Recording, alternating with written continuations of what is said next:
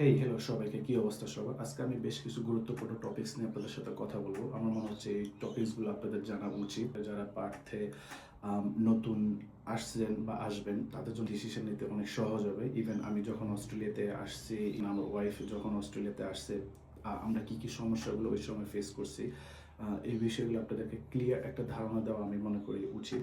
আমার মনে আছে আমার ওয়াইফের ভিসা ফেব্রুয়ারি 24 তারিখে তার ভিসা গ্রান্ট হয়। অ্যান্ড দেন আমরা তারপর থেকে বাসা খোঁজার চেষ্টা করি। যেহেতু আমাদের অস্ট্রেলিয়াতে কোনো রিলেটিভ ওই সময় ছিল না, ইভেন এখনও নাই, কোনোভাবে আমরা বাসা ম্যানেজ করতে পারতেছিলাম না। ওই সময় হচ্ছে বাসা পাওয়া খুব টাফ ছিল। দেন প্রিপারেশন নিয়ে আমরা আপাতত হোটেলেই থাকবে, আমরা হোটেল খোঁজার চেষ্টা করি এবং কম দামের টাকায় হোটেল খোঁজার চেষ্টা করি। আমার মনে আছে একদম ক্লিয়ার, সম্ভবত দুপুরবেলায় খাওয়ার পরে আমরা প্রিপারেশন নিয়ে আমরা আজকে হোটেল বুকিং করে ফেলবো, যেহেতু ওর ক্লাস শুরু হয়ে গেছে অলরেডি। সে 2টা কি 3টা ক্লাস বাংলাদেশে অনলাইনে শুরু করে। তারপর হচ্ছে ওর ভাই, কোনো একটা ফ্রেন্ড যত সম্ভব এখানে থাকে, তো সে তার মাধ্যমে হচ্ছে কন্ট্যাক্ট করে। তারপর ওই ভদ্রলোক হচ্ছে একটা স্টুডেন্ট লজ হচ্ছে তাকে খোঁজ দেয়। ইভেন সে বলে এখানে অ্যাভেলেবেল আছে, তোমরা চাইলে আমি এখানে তাকে একটা ব্যবস্থা করে দিতে পারি। দেন ওই সময় আমার সম্ভবত একটা রুম $280 কি $300 কাছাকাছি এভাবে ছিল। বাট আসলে টাকাটা ফ্যাক্ট না, ফ্যাক্ট হচ্ছে বাসা খুঁজে পাওয়াটা ফ্যাক্ট। তারপরে হচ্ছে যাই হোক, আমরা ওই জায়গায় কনফার্ম করি যে হ্যাঁ ঠিক আছে, তুমি যেভাবে হোক ওর জন্য একটা রুম বুকিং করো। তারপর হচ্ছে সে একটা রুম আমাদের জন্য ঠিক করে দেয়। $280 $300 আমার ঠিক মনে নেই ওই সময়ের কথাবার্তা, 2023 সালের কথাবার্তা। তারপরে হচ্ছে আমরা হোটেল আর বুকিং করা হয়নি, তারপর সে এখানে চলে আসে। তবে হ্যাঁ, আলহামদুলিল্লাহ আমার ওয়াইফ খুবই স্ট্রং ছিল, যেহেতু নতুন একটা কান্ট্রিতে আসতেছে। একটু ভয় লাগারই কথা, বাট আলহামদুলিল্লাহ সে খুবই স্ট্রং ছিল। সে বললো যে আমি পারবো সব কিছু ম্যানেজ করতে। আমারও বিশ্বাস ছিল যে সে সব কিছু ম্যানেজ করতে পারবে। তারপরে হচ্ছে সে চলে আসে, আসার পরে হচ্ছে লজে থাকার 1 সপ্তাহ পরে প্রবলেম ফেস করতে হয়েছে। বিশেষ করে আপনি 8টার পরে কথা বলতে পারবেন না লাউডলি, যেহেতু এখানে অন্যান্য কান্ট্রির মানুষও এখানে আছে। যেহেতু নতুন এখানে অনেক কিছু সে জানে না, আমাকে ফোন দিয়ে কান্নাকাটি, ওর বাসায় ফোন দিয়ে কান্নাকাটি। তারপর আমরা বোঝানোর চেষ্টা করি, ইভেন আমি যতটুকু সাপোর্ট দেওয়ার তাকে আমি সাপোর্ট দেওয়ার চেষ্টা করি। তারপর যাক, মোটামুটি সে ওইভাবে কষ্ট করে থাকে ওইখানে, যেহেতু আমি নাই ওইখানে। সে আসলে আর ওই সময় যেটা বললাম, ভাষা পাওয়াটা খুব টাফ ছিল। আর সে, তার থেকে বড় বিষয় হচ্ছে যে সে অস্ট্রেলিয়ার যেহেতু নতুন একটা কান্ট্রি, সে ওই বিষয়ে জানতো না কোথায় যাবে, কি করবে না করবে। তো ওর একটা রুমমেট ছিল, রুমমেট ওকে অনেক হেল্প করে। তারপর হচ্ছে যখন আমি আসি, আমি আসার প্রিপারেশন নেই, আসবো তার 1 সপ্তাহ আগে সে লজ ছেড়ে দেয়। যেহেতু ওইখানে শুধুমাত্র স্টুডেন্ট অ্যালাউ করবে, ওরা হাজব্যান্ড অ্যালাউ করবে না, আমি ভুল না বলে থাকলে। তারপরে হচ্ছে গিয়ে বাসা খুঁজতে নামে, সে বাসা খোঁজার চেষ্টা করে। যাক, একটা ম্যারিংটনে, আমাদের প্রথম বাসা ছিল ম্যারিংটনে। তারপর সেই ম্যারিংটনে একটা পাকিস্তানি ওনার বেসিক্যালি তার সাথে কন্ট্যাক্ট করে। ইভেন সে বাসায় ইন্সপেকশন করার পরে তারপর হচ্ছে ওই বাসাটা কনফার্ম করে উইকলি $350। অ্যান্ড দেন আমরা, তারপর আমি যখন এখানে আসি, আসার পরে যখন ওই বাসায় উঠার পরে মানে কি বলবো, 1 সপ্তাহ পরে থেকেই এই ক্লিন করতে হবে, সে করতে হবে, লাউডলি কথা বলা যাবে না। তারপর নানান সমস্যা। যাই হোক, আসলে যেহেতু আমরা নতুন, হয়তো আমরা এই কালচারের সাথে ইউজ টু না, তো সেই জায়গা থেকেও আমরা হচ্ছে তার সাথে আর বেশি কথা না বলে আমরা অন্য বাসা খোঁজার চেষ্টা করি, অন্য বাসা খুঁজতে থাকি। তারপর হচ্ছে আমাদের সেকেন্ড বাসাটা ছিল গজনেল। আমরা গজনেলে যাওয়ার পরে হচ্ছে সেটা একটা বাংলাদেশি ল্যান্ড ওনার।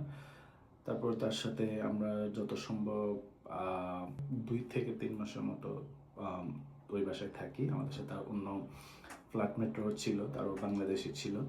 তারপর থেকে তারপর একদিন সে হঠাৎ করে আমাদেরকে নোটিশ দেয় যে সে বাসাটা বিক্রি করে দিছে। আমাদেরকে বাসাটা ছেড়ে দিতে হবে। তারপর ওই টাইমটা খুব শর্ট ছিল, আমার মনে আছে। আম, তারপরে হচ্ছে আমরা বাসা খুঁজতে থাকি আবার, অ্যান্ড দেন যেহেতু 1 সপ্তাহ একটা শর্ট টাইম, আর আপনি 1 সপ্তাহের মধ্যে একটা বাসা পাওয়া টাফ ছিল। তারপরে হচ্ছে আমরা একটা রেফারেন্সে হচ্ছে জুন্ডালক তার ক্যাম্পাসের পাশে একটা বাসা খোঁজ পাই। যে যে ভাই হচ্ছে বাসাটা, যে ভাইয়ের মাধ্যমে খোঁজ পাই, উনি হচ্ছে ওই বাসায় থাকে। উনি বাসাটা ছেড়ে দিবে, কারণ যেহেতু তার জব হচ্ছে ওই বাসা থেকে অনেক দূরে। তো সে এমন কাউকে চাচ্ছে যে ওইখানে ট্রান্সফার করে দিবে আমাদেরকে। তারপর আমরা ওইখানে চলে যাই। জুন্ডালক গজনল থেকে বহুত দূর। আহ, ওইখানে চলে যাই। তারপর সে আমাদেরকে বাসাটা, রুমটা ট্রান্সফার করে দেয়। ওই বাসাটাও একটা পাকিস্তানি ওনার ছিল, বাট সে খুব ভালো ছিল। আম, সে একাই ছিল। তার ফ্যামিলি সবাই পাকিস্তানি থাকতো, অনেকদিন থেকেই থাকি। তারপর হচ্ছে সেও একদিন বলে যে আমার ফ্যামিলি আসবে, আমার রুমটা ছেড়ে দিতে হবে। তারপর যাই হোক, কী করব, আমার জব হচ্ছে অন্য একটা লোকেশনে। ওইখান থেকে প্রায় আমার 1 আওয়ার প্লাস হচ্ছে ড্রাইভ ছিল। বাট আসলে কিছু করার ছিল না, যেহেতু সার্ভাইভ করতে হবে, ওই প্রিপারেশন নিয়ে এখানে আসা। তো সেই জায়গা থেকে ড্রাইভ করতে হইতো রেগুলার। টায়ার্ড হইতাম, বাট কিছু করার ছিল না। যাই হোক, তারপর থেকে যখন সে আবার বললো যে বাসাটা ছেড়ে দিতে হবে, তারপর আবার বাসা খুঁজতে লাগি। তারপর হচ্ছে রকিংহ্যামে, আমি যে লোকেশনে জব করি ওই লোকেশনে একটা বাসা পাই। তারপর এখানে আসি। এখানে আসার পরে হচ্ছে অনেক দিন থেকেই ছিলাম, প্রায় ওইখানেও আমার 2 মাসের মতো থাকা হয়। তারপর দেখলাম যে আসলে শেয়ার রুমে আপনার থাকা খুব টাফ। তারপর আমরা প্রিপারেশন নেই, আমরা একটা ফুল বাসার লিজ নেওয়ার চেষ্টা করব। তারপর হচ্ছে বিভিন্ন এজেন্সিতে আমরা অ্যাপ্লাই করি, বাসাই পাচ্ছি না, যেহেতু আমাদের কোনো লিজ হিস্টোরি নেই। তারপর হচ্ছে যাই হোক, যেখান থেকে এখন ভিডিওটা করতেছি, এই বাসাটা হচ্ছে আমরা লাকিলি পাই হচ্ছে একজন ইন্ডিয়ান টেনেন্টের মাধ্যমে। সে হচ্ছে বাসাটা ছেড়ে দিবে, লিজ ট্রান্সফার করে দিবে। তারপর হচ্ছে সে পার্মানেন্ট ইন্ডিয়া চলে যাবে, যার জন্য সে লিস্টটা ট্রান্সফার করে দিবে। সে তার এজেন্সিকে জানায়, ইমেল করে যে আমি এই বাসাটা, আমাদের কথা বলবো, আমাদের ডিটেলসে শেয়ার করলো। শেয়ার করার পরে বললো যে আমি এই বাসাটা ট্রান্সফার করবো, তুমি এদেরকে চাইলে দিতে পারো। তারপর এজেন্সি হচ্ছে কন্ট্যাক্ট করার পরে হচ্ছে তারা ভেরিফিকেশন করে আসলে আমি কি করতেছি, আমার ওয়াইফ কি করে। যেহেতু আপনি যখন একটা বাসা লিজ নেবেন, লিজ নেওয়ার পরে আপনি বাসাটা ভাড়া ঠিক মতো দিতে পারবেন কিনা, আপনি তার সব কিছু চেক করে। ইভেন আপনি যদি হচ্ছে জব করেন, জবে আপনার রেফারেন্স তারা নিয়ে তাদের সাথে কন্ট্যাক্ট করবে, আপনি সেখানে ফুল টাইম না ক্যাজুয়াল বা পার্ট টাইম, ওরা ওদের মতো করে কথাবার্তা বলবে। দেন তারা যদি মনে করে হ্যাঁ আপনি ঠিক মতো ভাড়া দিতে পারবেন, আপনি এফোর্ড করতে পারবেন, দেন তারা হচ্ছে আপনাকে অ্যাপ্রুভ করবে। তারপর হচ্ছে যাই হোক, তারা আমাদেরকে বিভিন্ন ভেরিফিকেশন করে, অনেক ভেরিফিকেশন করার পরে দেন আমরা এই বাসাটা লিজ পাই। এই ছিল বাসার সমস্যা ছিল আমাদের তখন। তারপরে আরেকটা সমস্যা ছিল যদিও আমি খুব বেশি সার্ভাইভ করতে হয়নি আলহামদুলিল্লাহ, কারণ হচ্ছে আমি যখন এখানে আসার পরে আমি 1 সপ্তাহের মতো একদম রেস্টে থাকার পরে আমার ওয়াইফ আমাকে অনেক হেল্প করছে। আমি যখন হচ্ছে এখানে আসি কীভাবে ট্রান্সপোর্ট ইউজ করতে হবে, কীভাবে কার ইউজ করতে হবে, সে আমাকে যে চলার জন্য যে বেসিক যে জিনিসগুলো জানার প্রয়োজন, সে আমাকে এটা হেল্প করে।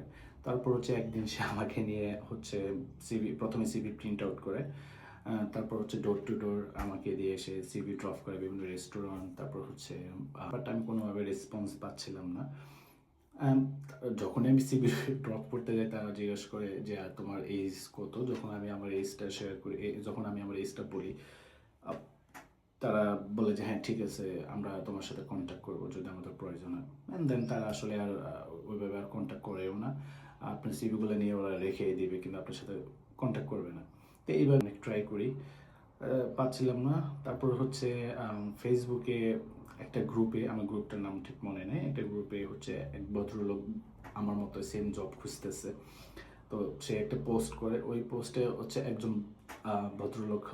অন্য একজন ভদ্রলোক হচ্ছে কমেন্ট করে যে তার কাছে একটা জব অ্যাভেলেবেল আছে পার্থ ইন্টারন্যাশনাল এয়ারপোর্টে ক্যাটারিংয়ে, ডেনাটা আমার মনে আছে।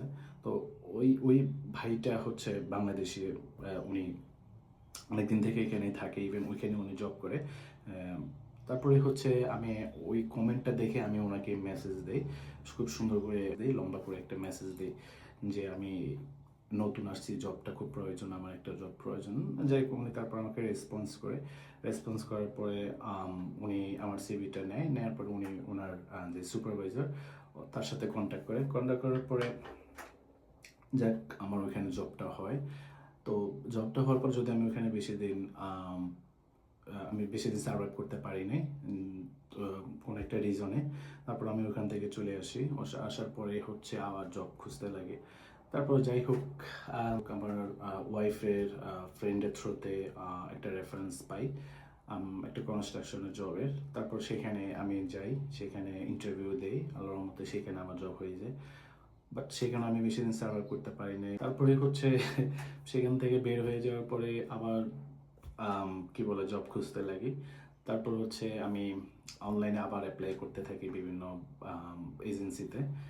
তারপরে ফাইনালি অন্য একটা এজেন্সি আমাকে কল করার পরে তারপর সে আমার ইন্টারভিউ ডেট নেওয়ার পরে হচ্ছে আমি ইন্টারভিউ দিই।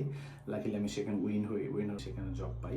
সেখানে অনেক দিনই ছিলাম। তারপরে হচ্ছে অন্য একটা জবের অফার পাই। তারপরে মনে হচ্ছে যে এই জব থেকে ওই জবটা, যদিও দুটোই সিমিলার জবই ছিল, সিমিলার রোলই ছিল, পে রেটটা একটু ভালো ছিল। তারপর হচ্ছে এখান থেকে আমি ওখানে সুইচ করি।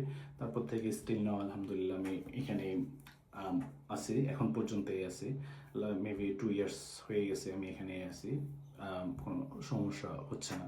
তারপরে আরও একটা সমস্যা তখন আমার ফেস করতে হয়েছে, সেটা হচ্ছে মানে আমি যখন অস্ট্রেলিয়াতে আসছি, ট্রান্সপোর্টটা আসলে এখানে পাবলিক ট্রান্সপোর্টটা খুব লিমিটেড।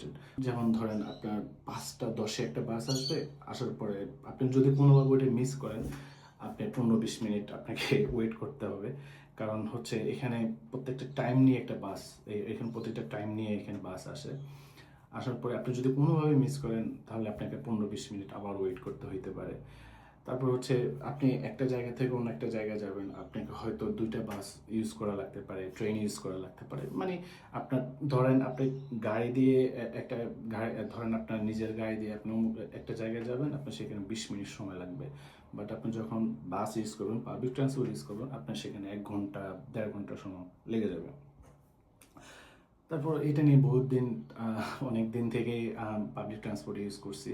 করার পরে মনে হচ্ছে যে না, আর আসলে পসিবল না, আমার ওয়াইফও প্রবলেম ফেস করতেছে।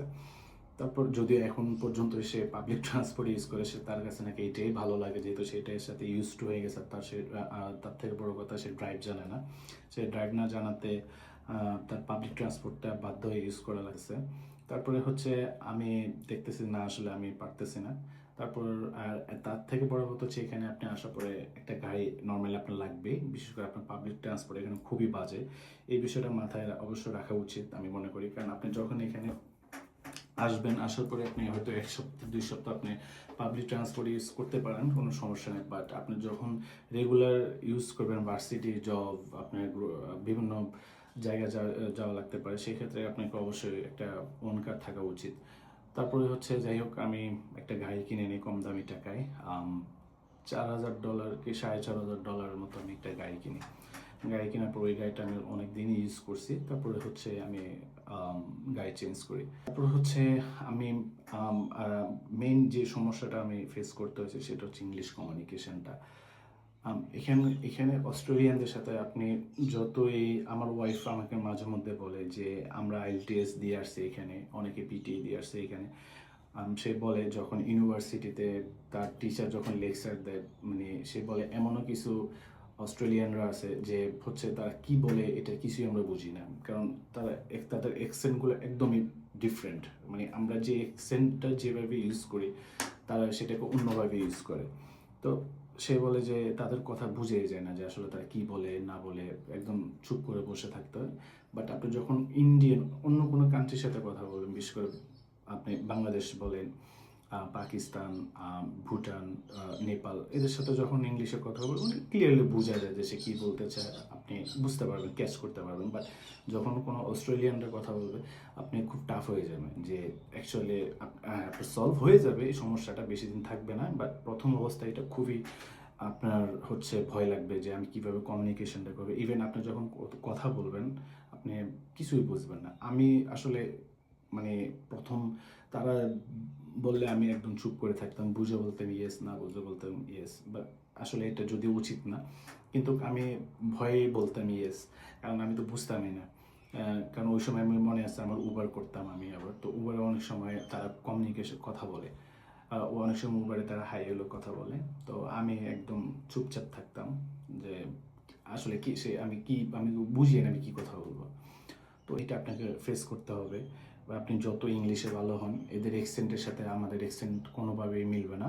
ইভেন আপনি বুঝবেনও না প্রথম 1-2 মাস, 3 মাস আপনার ইভেন আপনি অনেক দিন থেকে, আমি এখনও মাঝে মধ্যে ওদের সাথে যখন কথা বলি আমি বুঝি না যে আসলে ওরা কী বলে। একটা খুব নর্মাল এক্সেন্টে, বাট তারা খুব হার্ডভাবে বলে, মনে হচ্ছে যে তার মুখ থেকে কথাই বের হয় না, মানে সে এইভাবে কথা বলে। এটা গেল। তারপরে আরেকটা বিষয় ছিল যে আসলে দেখেন, আমরা তো মানুষ, আমাদের অনেকগুলো ইমোশন থাকে। আমার যখন ভিসা হয় অস্ট্রেলিয়ার ভিসা যখন হওয়ার পরে যখন আমি অ্যাপ্লাই করার পরে টেনশন ছিল যে ভিসা হবে কি হবে না, কি হবে না হবে, আমার ওয়াইফ ওইখানে সে সার্ভাইভ করতে পারবে কি না আমাকে ছাড়া, বা আসলে যেহেতু সে আমার ওয়াইফ, দুজন দুইটা জায়গায় থাকা খুব আসলে ভালো দেখায় না, বা না হলে কি হবে, মানে নানান টেনশন ছিল। যখন আমার ভিসা গ্রান্ট হয় তখন আমার মুড চেঞ্জ হয়ে যায় যে ফ্যামিলি ছেড়ে চলে যেতে হবে, বা যতই আপনি আপনার দেশকে ঘৃণা করবেন, বা ধরেন আপনি আমেরিকা যাবেন, সৌদি আরব যাবেন, আপনি নেপাল যাবেন, ভুটান যাবেন, যেতে পারেন, বাট আপনার যখন ভিসা হয়ে যাবে, আপনি নিজের দেশ ছেড়ে দিতে হচ্ছে, তখন আপনার অটোমেটিক্যালি আপনার একটা ইমোশন হয়ে যাবে, আপনার তো একটা ইমোশন কাজ করবে যে ফাইনালি আমি মনে হচ্ছে আমার দেশটাকে ছেড়ে দিচ্ছি। আপনার ফ্রেন্ডস, ফ্যামিলি, সবাই, যে ওই সময়টা আপনার খুব খারাপ লাগবে। ইভেন আপনি যখন বিমানে উঠবেন, আপনার কাছে তখন মনে হবে যে কিছু একটা রেখে আমি চলে যাচ্ছি। যখন আপনি অস্ট্রেলিয়াতে যখন আসবেন, যেহেতু আমি অস্ট্রেলিয়া নিয়ে কথাবার্তা বলতেছি, সো আমি বারবার অস্ট্রেলিয়ায় মেনশন করতেছি। যখন আপনি এখানে আসবেন, আসার পরে আমি জানি না, প্রত্যেকটা মানুষের ফিলিংস ভিন্ন। আমি যখন আসার পরে আমার কাছে মনে হচ্ছে আমি খুব একা। আমার ওয়াইফ সাথে ছিল, বাট আমার ওয়াইফ সাথেই আছে, বাট আমার কাছে মনে হচ্ছে যে আমি কিছু একটা রেখে আসছি, কোথাও যেতে পারতেছি না, যেহেতু এখানকার রুলস রেগুলেশন প্রত্যেকটা কিছুই আলাদা। দেন আমার কাছে মনে হইলো যে আসলে আমি কি পারবো, যেহেতু আমি বাংলাদেশে অনেক সময় নিয়ে আড্ডা দিতাম, ফ্রেন্ড ছিল, ফ্যামিলি ছিল, বাবা মা ছিল, সবার সাথে একটা রেগুলার দেখা হইতো, কথা হইতো। যখন এখানে আসার পরে আসলে সব কিছু কেমন যেন এলোমেলো লাগতেছে, যে আসলে কি হবে না হবে, কেন আসলাম, কি হবে। এটা আমার মতো বাকি 10 জন আমার আশেপাশের মানুষদেরকে আমি দেখি যে তারা আসলে এটাই ফিল করে, যে এখানে একা লাগাটা, যে মনে হচ্ছে যে আপনাকে আবার ব্যাক, এমনও আমি মানুষদেরকে দেখলাম যে তারা যখন আসার পরে 1 মাস পরে আবার বাংলাদেশে ব্যাক করতে হয়েছে, তারা পারতেছে না এখানে সার্ভাইভ করতে, মানে আবার বাংলাদেশ থেকে আবার চলে আসছে যদিও, বাট তার ওই সময় ফিলিংসটাকে ধরে রাখতে পারে নাই, যে আসলে বাংলাদেশে আমার যাওয়া উচিত, আমি মেন্টালি একটা আমার মেন্টালি রিফ্রেশমেন্ট দরকার।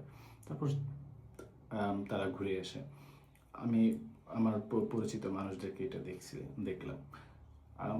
তো যখনই আপনি আসবেন, আসার পরে আপনাকে এই সমস্যাগুলো আপনাকে ফেস করতে হবে, কমন এই প্রবলেমগুলো আপনাকে সবাই ফেস করে, এর বাইরেও আপনাকে অনেক প্রবলেম ফেস করতে হবে, বাট মেইনলি কমনলি আপনার এই প্রবলেমগুলো সবাই ফেস করে বেশিরভাগই, বিশেষ করে বাসা আর হচ্ছে আপনার জবটা।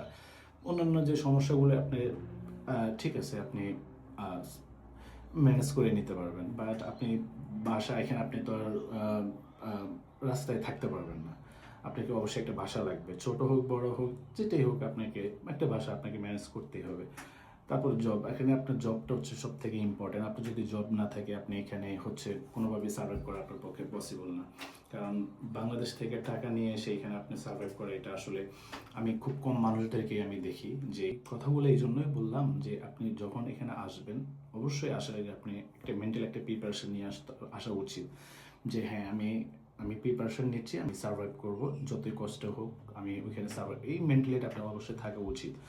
কারণ এখানে আসলে আপনাকে নানান সমস্যা ফেস করতে হইতে পারে। আমি যে কয়েকটা প্রবলেমের কথা বলছি এর বাইরেও আমি আরও অনেক প্রবলেম ফেস করছি। আমি বলবো আপনাদেরকে আরও কী কী সমস্যা এখানে আপনাকে ফেস করতে হইতে পারে। তো এখানে আপনি অবশ্যই আমি মনে করি এই বিষয়গুলো আপনাদের জানা উচিত, যেন আপনারা ওইভাবে প্রিপারেশন নিতে পারেন যে হ্যাঁ, আমরা একটা জায়গায় যাচ্ছি, সেখানে আমাদের যতই কষ্ট হোক আমরা সেটা সার্ভাইভ করব। একটা সময় আমরা তখন ভালো থাকতে পারবো। যেমন আমরা এখন আলহামদুলিল্লাহ ভালোই আছি। ওই এটা আসলে প্রত্যেকটা মানুষেরই কমন যে আপনি একটা জায়গায় যাওয়ার সাথে সাথে আপনি একদম সব কিছু করে ফেলতে পারবেন, ব্যাপারটা আসলে এরকম না।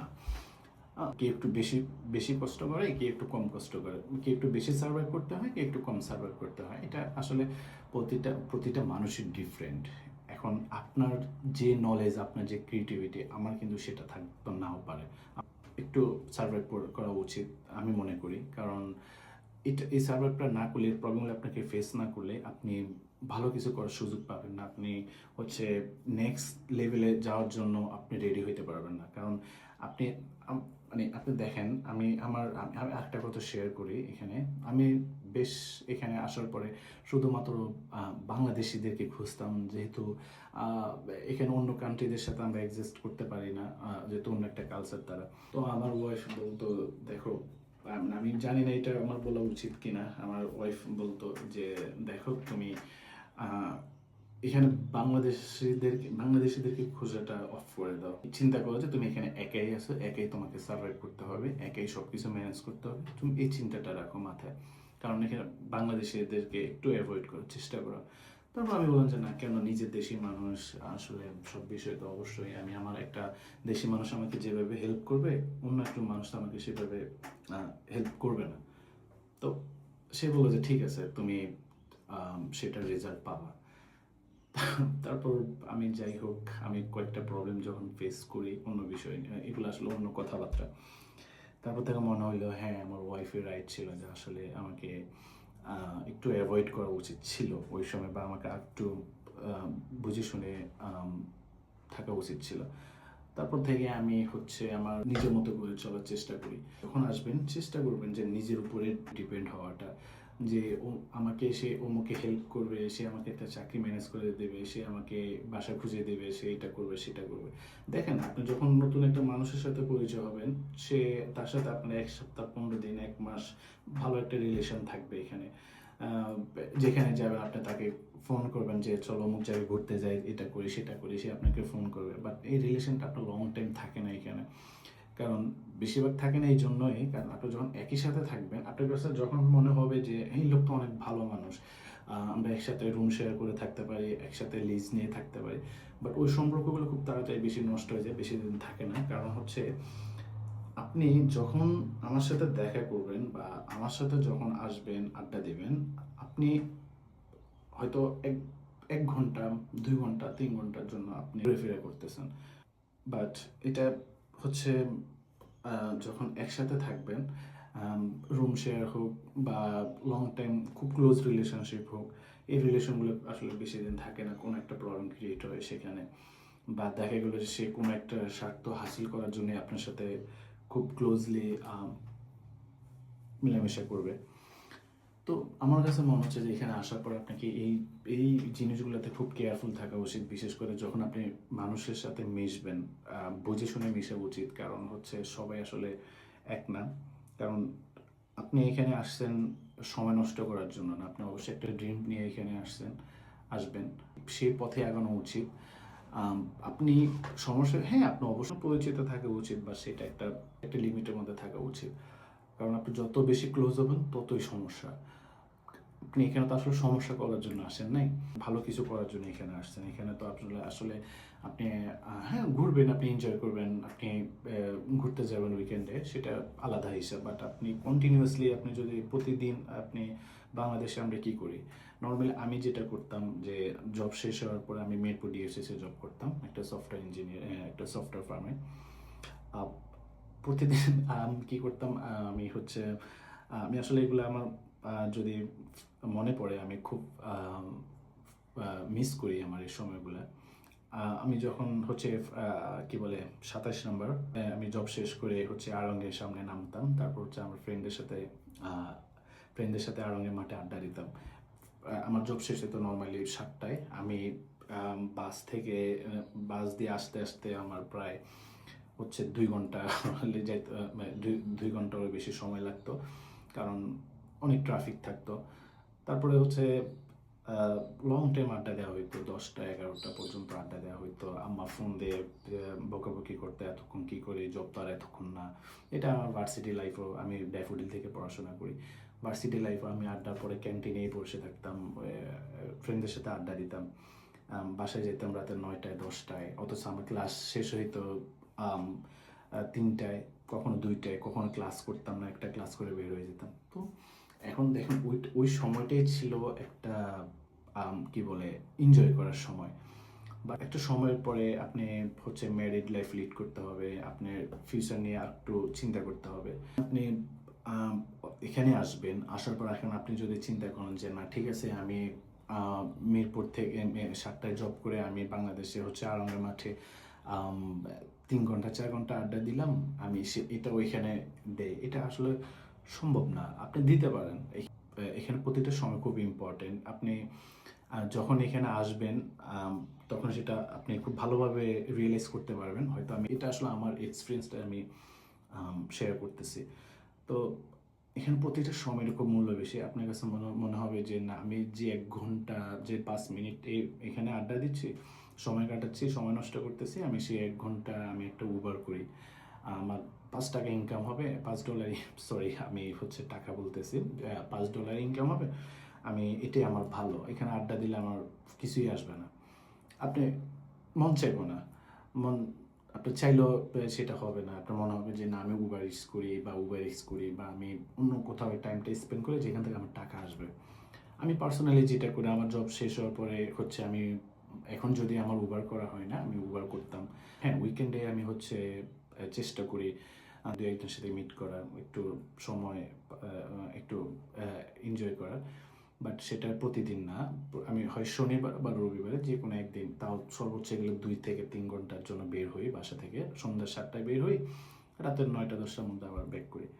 তো এটা হচ্ছে আমার উইকেন্ডে আমার হয়। মাঝে মধ্যে যখন আবার অফ থাকে, জব থাকে না, বা প্ল্যান করি যে না আজকে একটু কোথাও লং টাইমের জন্য বের হবো, ঘুরতে যাব, তখন 2 একজন প্ল্যান করি, দেন মনে হয় যাওয়া উচিত, যাই। বাট সেটা রেগুলার না। বাট এখানে অনেকে আছে যে হচ্ছে রেগুলার ঘুরতে থাকে, তাদের এখানে আপনি অনেক ধরনের মানুষ পাবেন। তো এই জন্য বললাম যে আপনি বাংলাদেশ থেকে যখনই আসবেন, প্রতিটা মানুষ প্রিপারেশন নেওয়া উচিত, যে বিশেষ করে আপনার মেন্টালি প্রিপারেশন নেওয়া খুবই দরকার। যে আমি যাব সেখানে, আমি যেইভাবেই হোক আমি সেটা সার্ভাইভ করব, আমি সেটা অ্যাচিভ করব, আমি এটা পারবো, তাহলে আপনার জন্য এটা খুব ইজি হয়ে যাবে। এই জন্যই আমি এই কথাগুলো বললাম, যেন আপনাদেরকে এটা কাজে আসে। আমি অন্য একটা ভিডিওতে আপনাদের কিভাবে জবে অ্যাপ্লাই করতে হয়, কিভাবে হচ্ছে এজেন্সি খুঁজে বের করতে হয়, আমি কোন কোন এজেন্সিদের সাথে কাজ করছি, কিভাবে কমিউনিকেশন করছি, কিভাবে অ্যাপ্লাই করছি, আমি পুরো ডিটেইলে আপনাদেরকে আমি দেখানোর চেষ্টা করব, বলার চেষ্টা করব। তো আশা করি আমার ইনফরমেশনটা আপনাদের অনেক হেল্প করবে জবের ক্ষেত্রে। আজকে এই পর্যন্তই। যদি আমার এই ভিডিওটি ভালো লাগে তাহলে শেয়ার করে রাখতে পারেন।